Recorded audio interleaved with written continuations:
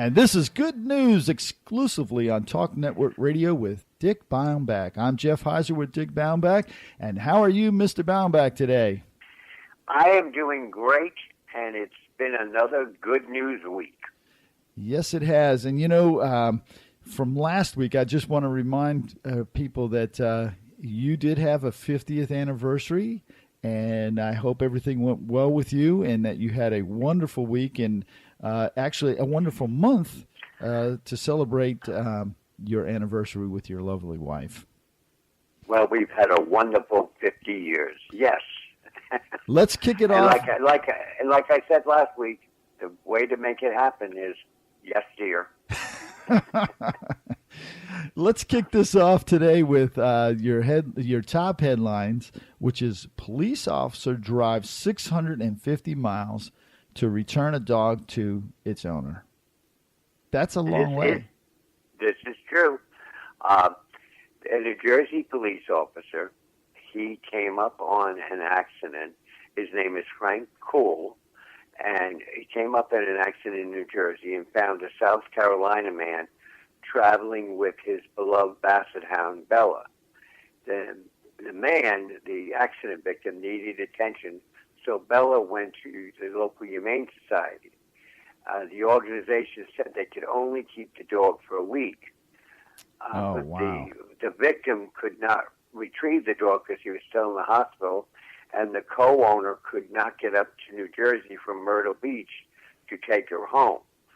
So it hit Frank really hard, and he and his squad mate, Michael Tantorelli, they decided to get the dog, drive it to the gentleman's home in South Carolina, and they made the 650-mile trip one way to get Bella back home. Here again, here's a police officer or police story that doesn't make the headline news. And that's a really good story. I mean, that's out of that guy's pocket. He's doing this out of love for his fellow man, not because he's getting anything for it. Right, exactly. Wow. Exactly. Wow. That's a really good story. Now, did it say did the gentleman make it through everything okay after the accident? He's fine now. He's back with Bella and his partner, and there's no problem. But again, it's like you said, Jeff. Here is a good, positive police story, and no mention of it. No, I did not see any of that in the news over the last several months at least. So, no. Your next story is pretty intriguing. A 14-year-old girl convinces Tesco to stop selling eggs from caged hens. Wow. Right. That's a big endeavor. Well, this is a 14-year-old Lucy Gavigan, and she lives in England. And she said that they should stop having the caged hens. And so she put up a petition on the change thing, and 280,238 people signed the agreement. And Tesco, being a smart company, said, okay, we better do something about this. So they took the suggestion, and they now don't have any caged hens any longer. It's all free range.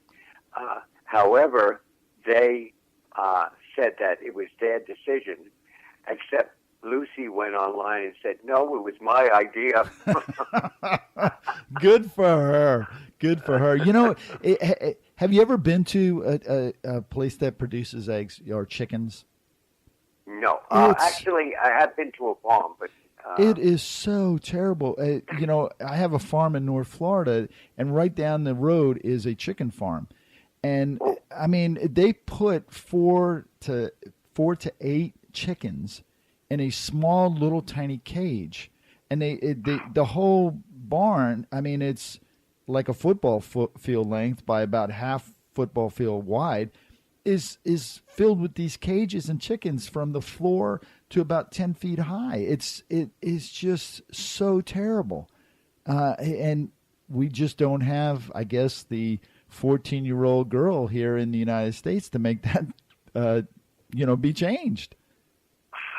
Yeah, it's terrible, and you can smell the place for miles because of what it produces in waste. It's just it's incredible.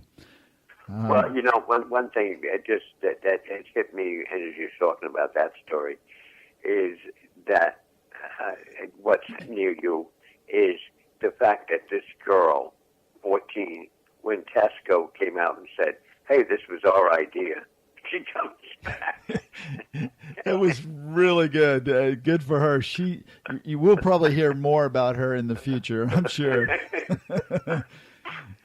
She'll become the girl that changed the chicken industry or something. Yeah. Write a book. She'll have a movie. So your next story, man, this is another one of those stories, Mr. Baumbach, that just tugs at your heart. Boss buys car for employee who suddenly was tardy. Now, that seems okay. Well, the best part of it is he did it because we love you. Oh, yeah. I can't even continue to talk about this. You take it. Okay. Well, first of all, I got to ask you, what state do you think this happened in? Texas. Yes, you're correct, Chuck. It happened in Edinburgh, Texas, and Alex Rios owns Kids College Learning Center, and this learning center has become very successful, including being named Business of the Month this year. And there was one employee who has been with him since the beginning, Veronica Solis, who cooks homemade meals every day for the kids. Oh, I'd be buying her a car. She did that even when she was being treated for cancer. Oh. She remained a stellar employee, never missed a day. And then suddenly Rios noticed that she was always late and comes to find out that she had transportation problems and she just couldn't get to work on time. Right. So he decided to go buy her a new car, and he surprised her at work. Wow. That's such a good story. That really is. How many bosses have you ever had that bought you a car? One, two, three. None. I think I've had a boss that wanted to take my car. Not give me one. That is such a good story. That really is. Your next story is not directly tied into this, but it's close. Tesla's autopilot feature saved sick driver's life. Yeah, and this is, again, another one of those stories that, we've heard negative stuff about Tesla, as we both know.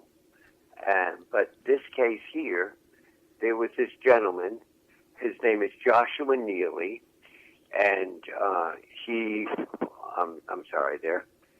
and he was driving home from work in his Tesla Model X when suddenly he felt very severe pain.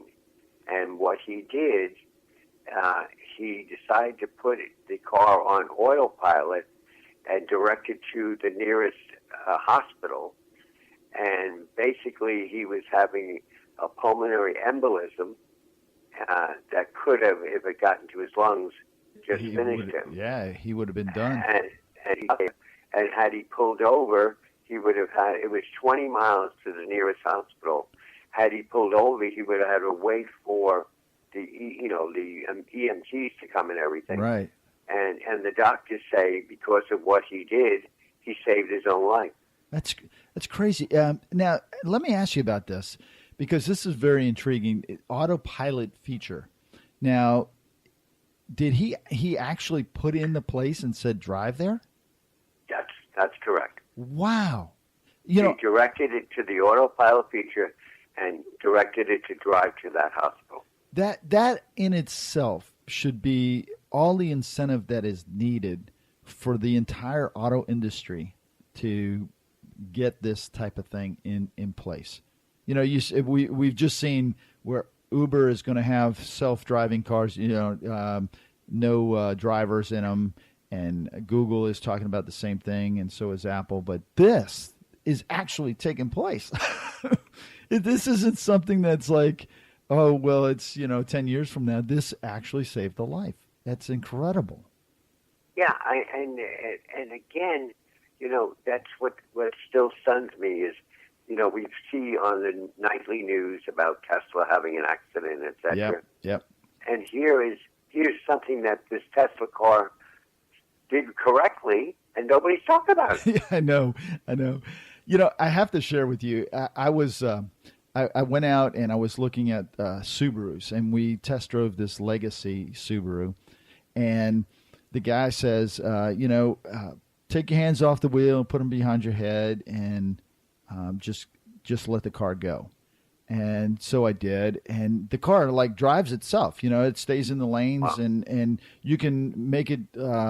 If you pull it to the side, it'll come back into the lane and what have you. And I thought that was just incredibly amazing.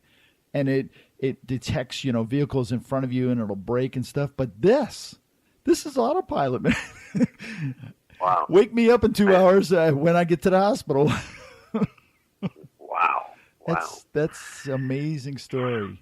Amazing story.